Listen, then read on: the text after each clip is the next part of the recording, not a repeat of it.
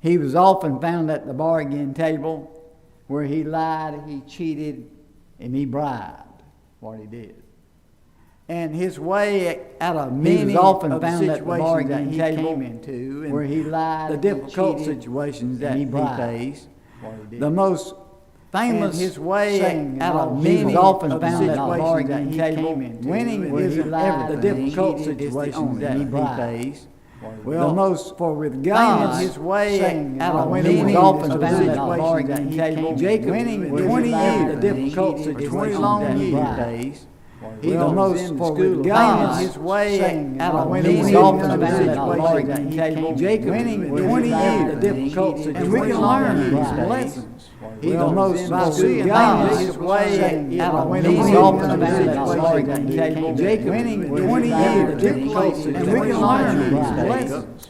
He the most for God, his way out of many often found at the bargain table. Jacob winning 20 years, the difficult situations, and we can learn these lessons. And the most for God, his way out of many often found at the bargain table. Jacob winning 20 years, the difficult situations, and we can learn these lessons. And the most for God, his way out of many often found at the bargain table. Jacob winning 20 years, the difficult situations, and we can learn these lessons.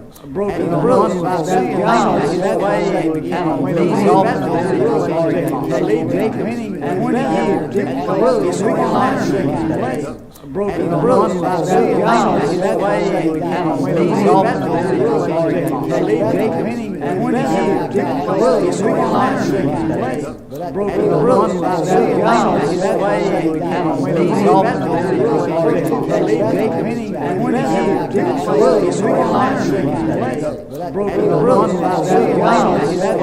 out of many often found at the bargain table. Jacob winning 20 years, the difficult situations, and we can learn these lessons. And the most for God, his way out of many often found at the bargain table. Jacob winning 20 years, the difficult situations, and we can learn these lessons. And the most for God, his way out of many often found at the bargain table. Jacob winning 20 years, the difficult situations, and we can learn these lessons. And the most for God, his way out of many often found at the bargain table. Jacob winning 20 years, the difficult situations, and we can learn these lessons. And the most for God, his way out of many often found at the bargain table. Jacob winning 20 years. Now, and he was not totally what you would call a happy homecoming. Because he felt the weight of the world on his shoulders. Why? Because he's carrying a burden. All people have carried, are carrying, or will carry, someday will carry a burden. I love Psalms 34 and verse number 5 over there. Let me just share it with you what he says in that verse there in Psalms 34 and verse number 5. He says, "They looked unto me and were lightened, and their faces were not ashamed." There. So you got to look at the burden of his guile. The first time we meet Jacob, he'd been beating his brother out of his birthright, as you know, and beat him out of his blessing. But first, he swindled the birthright, okay? He stole the blessing. Chapter 25, if you'll turn over there, chapter 25 in Genesis. Genesis 25.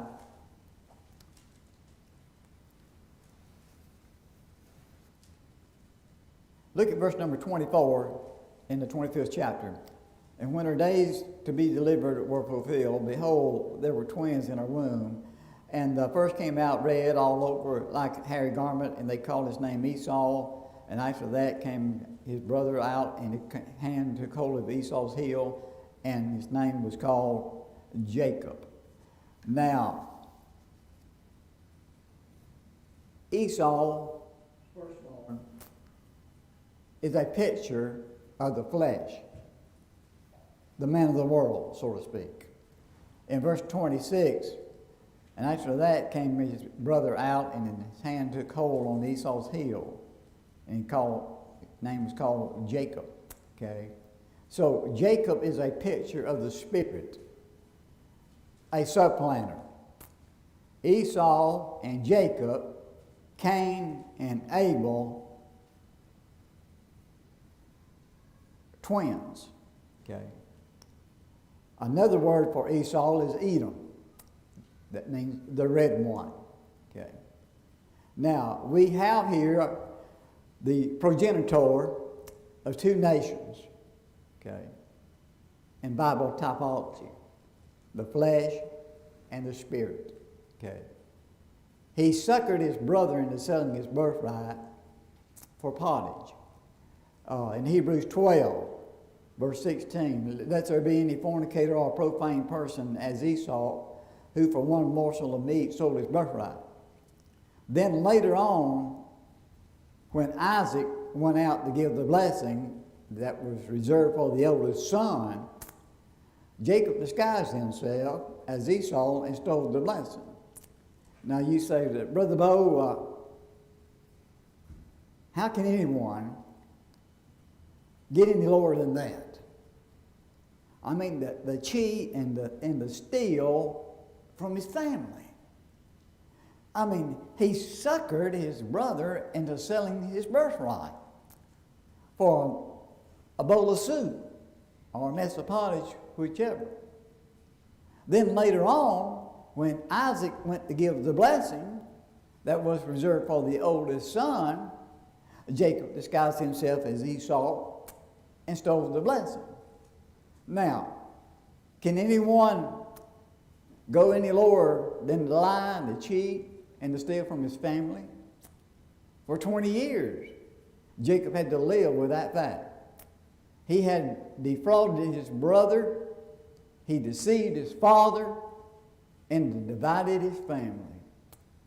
Now, the chickens, what you say in the old days, the chickens have come home to roost. Jacob is going to face the music right here. God ordered him, you go back home, boy. He would be laying everything now on the line. His family, his fortune, and his future will be on the line. I love Proverbs 20, verse 17. Bread gained by the deceit is sweet to a man, but afterward his mouth will be filled with gravel. You see, there are many things that nobody can be totally sure of. Now, you can't be sure that you'll be alive next week or not. Okay? You can't be sure whether or not you'll be here next week or not, or next month. But there's one thing you can be absolutely sure of this morning. You can be sure your sin will find you out. You'll find that out. How do you know? Well, you'll find out 3 ways. You'll find it out in time. Sooner or later, your sin will catch up to you on earth. Your sin will also find you out in your conscience. Now, when you sin, I hope you have a normal conscience. You'll be haunted by the ghost of guilt. You will be pursued by the hounds of heaven. But it will also find you out in eternity. You see, when you stand before God and give an account of the deeds done in your body, whether good or bad, you'll give an account. Now, if you're a Christian, you're going to be at the judgment seat of Christ, okay? So we're not looking over here at the great white throne for the lost person. We're looking at here for the Christian. You're going to give an account, okay? Now, Jacob, his brother, the brother Jacob, feared. Now look at verse number 3 in Genesis, chapter 32, okay? And Jacob sent messengers before him to Esau his brother into the land of Seir, the country of Edom. And he commanded them, saying, Thus shall ye speak unto my Lord. Esau thy servant Jacob saith thus, I have sojourned with Laban and stayed there until now. Now, do you see how humble he is right here? How humble? And it goes on in verse number 5. He says, And I have oxen and asses and flocks and men servants and women servants, and I have sent to tell my Lord that I may find grace in thy sight. And the messenger returned to Jacob, saying, we came to thy brother Esau, and also he cometh to meet thee, and 400 men with him. Now, did you notice how he refers to his brother, my Lord Esau? You know what he's doing? He's trying to butter him up. He's trying to butter him up. You see, the last time he saw Esau, he was laughing his way to the bank. That's what he was doing. But now he's trying his way all the way to the chapel right now. And what he does, he sends out a feeler, okay? What response he's going to get from Esau, what he's trying to find out. And he finds out that the fish ain't biting. Esau ain't going to bite. He's not going to buy that. It's going to take more than just a little sweet talk. It's going to take a little bit more than just try to smooth this situation over there. Now, jot down, turn over to Proverbs 18. Now, I want you to see this verse. Turn over to Proverbs 18. We're going to go back to Genesis, but turn over there to Proverbs 18. Proverbs 18.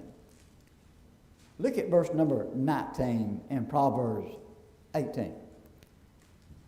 A brother offended is harder to win than a strong city, and contentions are like the bars of a castle. Now, in other words, if you have offended a brother, it's not an easy thing sometimes to reconcile with that brother. But the last thing that Esau had said to him 20 years ago, I'm going to kill you. I'm going to kill you. Everywhere he went, he would see posters, wanted, dead, not alive. He'd been under the death threat 20 years. And posters everywhere on Jacob. Now go back in chapter 32, and it says in verse number 7 that he was greatly afraid. Okay? Now, Jacob was literally stressed out. Now, we don't get that away, thank goodness. Isn't that right? Jacob was shaking in his boots, okay? He's really afraid of his own shadow, okay? And he tries to do three things, what he tries to do to deal with his brother. One, he tries planning. In verse 7 and 8, he said that he was greatly afraid and distressed, and he divided the flock within the herds and the camels into two bands, and says if he comes over to one company, smite it, another company shall escape. Okay, I'm just paraphrasing that 7 and 8 here this morning. So what he does, he divides his party in possessions in half. He sends them in two different directions. He's thinking, he figures, well, half of something is better than nothing at all, than all or nothing. And Jacob's problem was not only he feared his brother, but Jacob doubted his God also. The first two verses that the angels of God had met him at Mahama means two camps. God had put two camps of angels, one before him and one behind him. And he's going to defend Jacob and take care of him.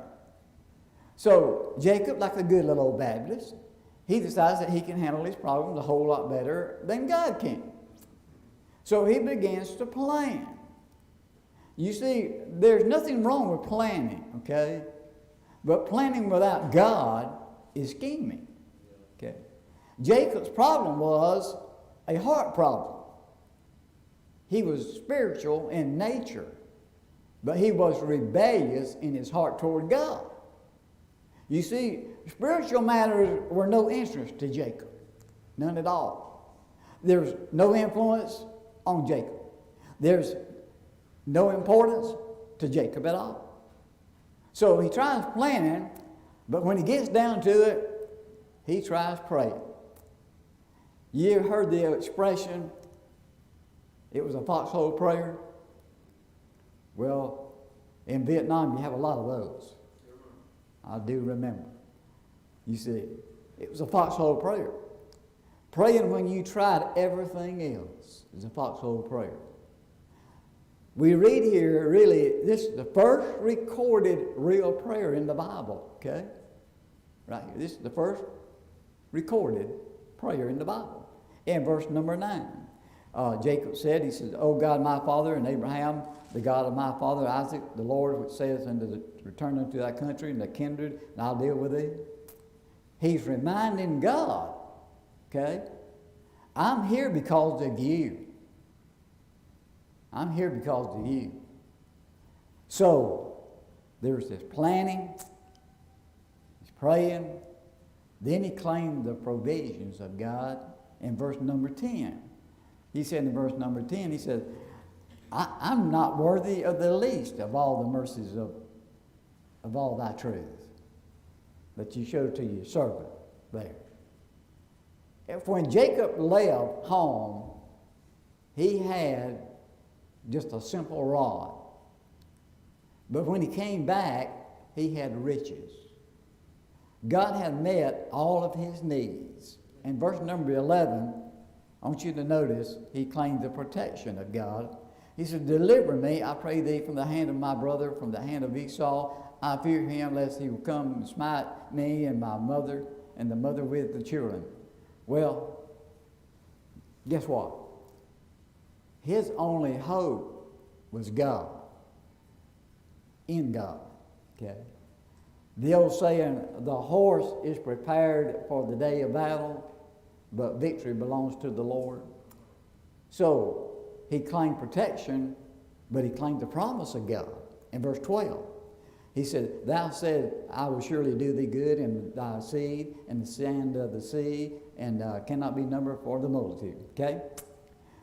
One of the greatest ways you can pray is simply to recite God's promises back to him. God's word does not force him to do what he has to do. It frees him to do what he wants to do.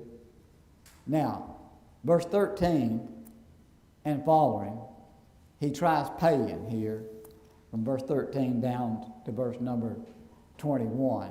So, I'm not going to read all those this morning to you, but that's where he tries paying. So, after Jacob prays, he goes right back to his scheming. He goes right back to his old conniving, bribing ways again. But this time, he took his burden to the Lord. Instead of leaving it there, he took it back. Jacob knows he can't be right with God until he gets right with his brother. Ooh. That's something to chew on, isn't it? He can't get right with God until he gets right with his brother.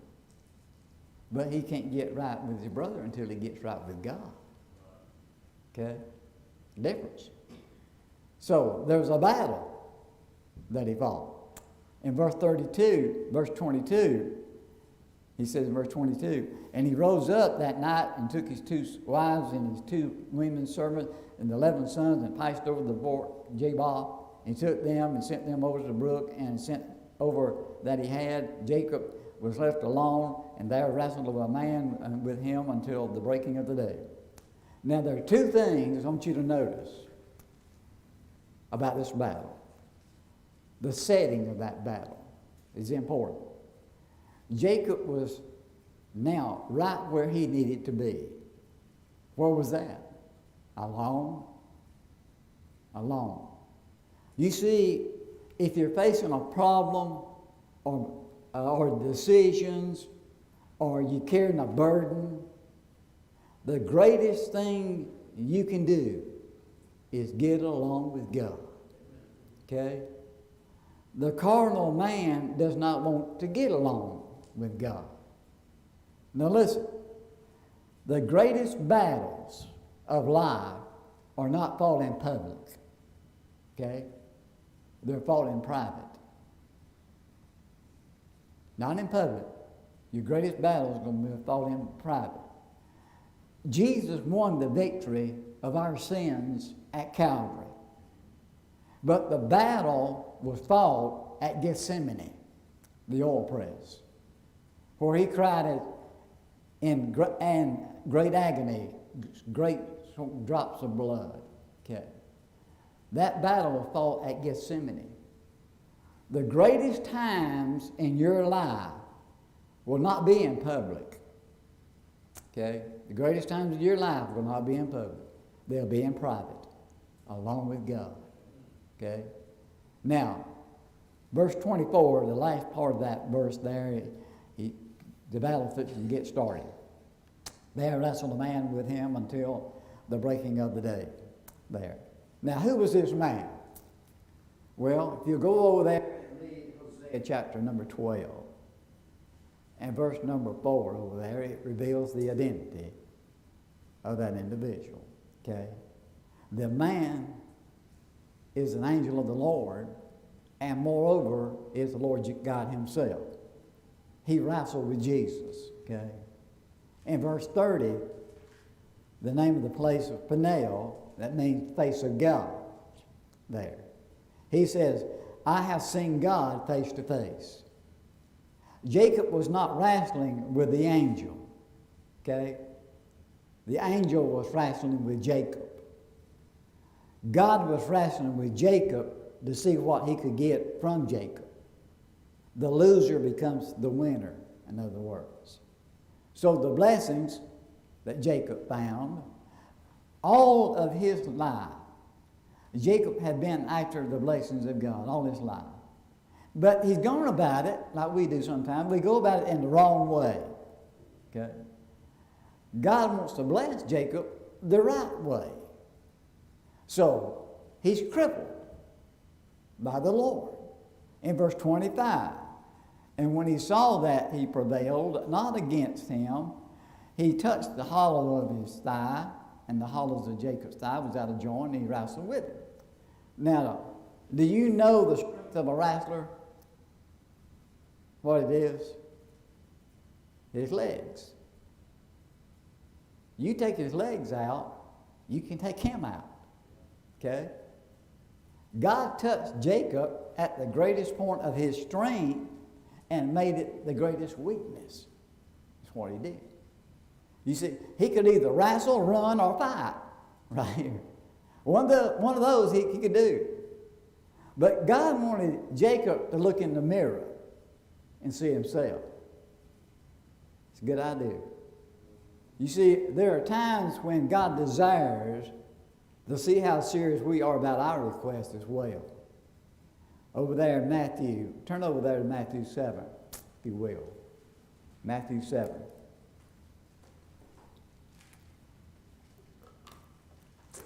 Matthew 7.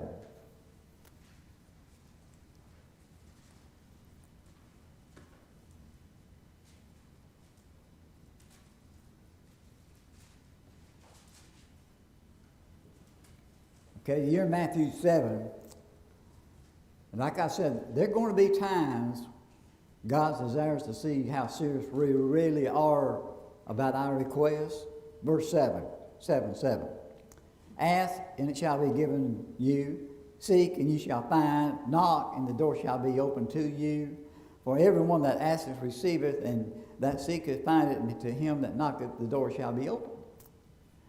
Jesus is saying that we're to ask and keep on asking. We're to seek and keep on seeking. We're to knock and keep on knocking. But the result is that we will receive, we will find, and the door shall be opened.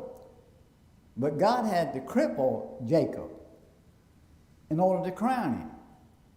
God had to make him lame before he could make him leap. You see, God can't use things that are broken. Okay? Can't do that. God can't use things until he breaks them. God uses broken things. Okay? It takes broken soil to give you a crop, don't it? It takes broken clouds to give us some rain. It takes broken grain to give us some bread. It takes broken bread to give you strength. You see, only a broken Jacob, that becomes a blessed Jacob. Now, verse 26 in chapter 32, verse 26, he's clinging to the Lord here. And he said, let me go, for the day breaketh. And he said, I will not let thee go, except thou bless me. Guess what? You know what Jacob is right now? He's helpless. If you look at that, he is helpless right here, okay? But he was not hopeless right here. He was right where God wanted him to be, right there. You see, the angel was saying, let me go. But he's really saying, hang on, Jake. You'll get the blessing, son. Just hang on, Jake. Don't let go. You see, when you face some of the greatest burdens that you face, heartaches we face, the problems that we face in our life, if you just hold on to God and not let go, the blessing will come.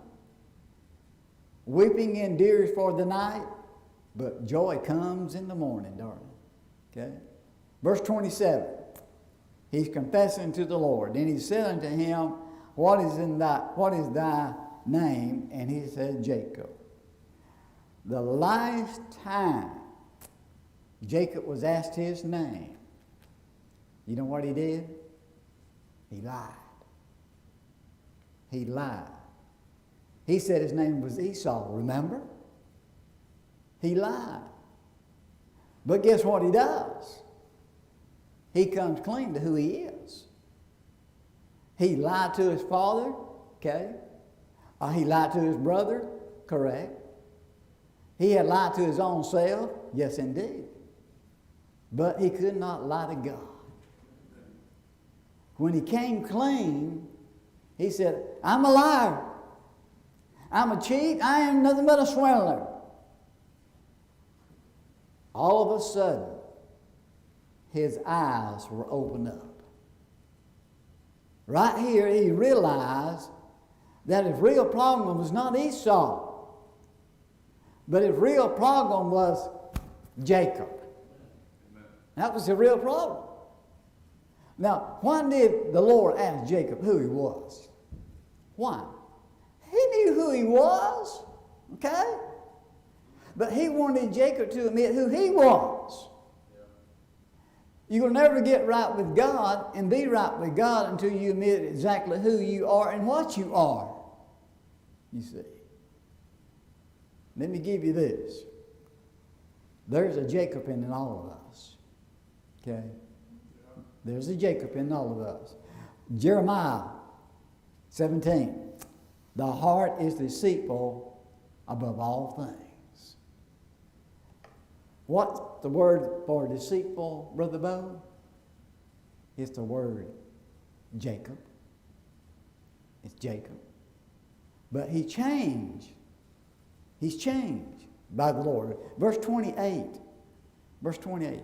And he said, thy name shall be called no more Jacob, but Israel. For as a prince hast thou power with God and with men, and hast prevailed.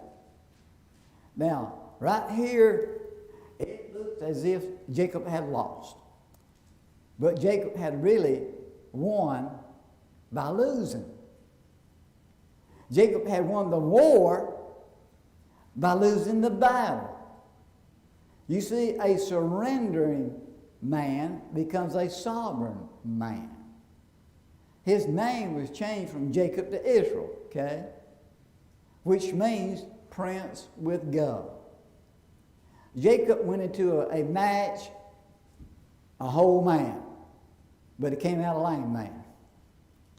He went in as a whole man, but he went out as a lame man. He walked away with a crippled leg, but he also had a humble heart. He had gone from a con artist to a Christian. He had gone from trickery to triumph, from foolishness to faith. He had gone from being a deceiver to a disciple. Jacob the cheat, and to Israel a champion. He walks into that camp. His hair is all messy. His face is filthy and dirty. His lips are cut. He's bruised up. Somebody walks over there and says, Jacob, what in the world has happened to you, son? Why are you so beat up messy and dirty. He said, oh, I just got blessed. That's all. Can you imagine that? And looking at you like, what tree did you fall out of, you know? Brother Bo, got a question. Okay, what is it?